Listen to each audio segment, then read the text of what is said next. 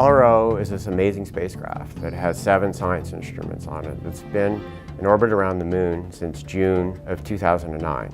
And it's collecting all sorts of data to help NASA make really good decisions in the future about where to send robotic spacecraft and humans, and to address fundamentally important science questions, not only about the moon, but about the solar system in general.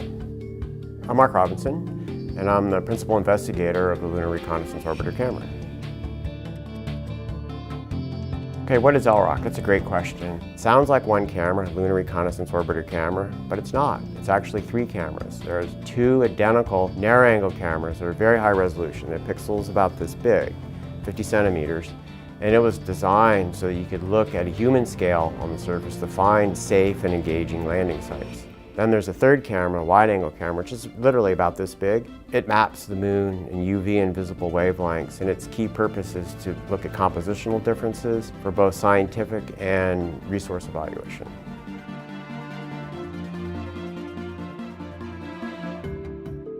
It's not easy to find new impact craters because most of them are very small. The only way we can really do this is we have a before image and an after image. And we've been in orbit for 4 years now. So what we're doing now is we're going back to images that were taken in the first year or 2, put them on a computer screen and blink them.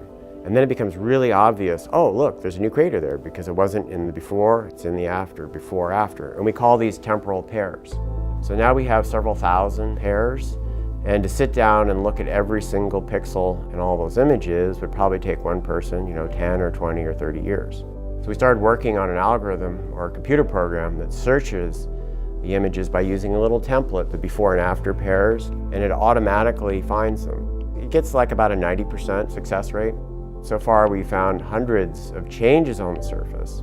Many of them are too small to really know for sure if they're craters or if they're secondary craters. But we have found over 25 that were absolutely positively confirmed craters. You can see the rim and the ejecta. And we've also made this amazing discovery that we find secondary craters related.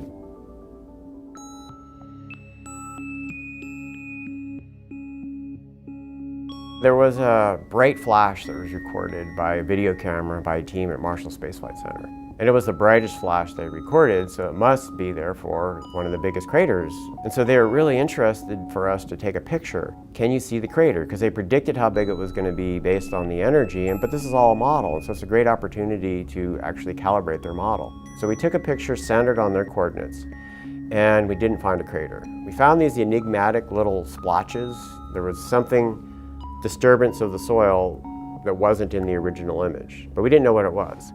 So we thought, okay, well, their coordinates were off a little bit because their pixels are really big from their camera. In fact, their pixels are bigger than our image footprints.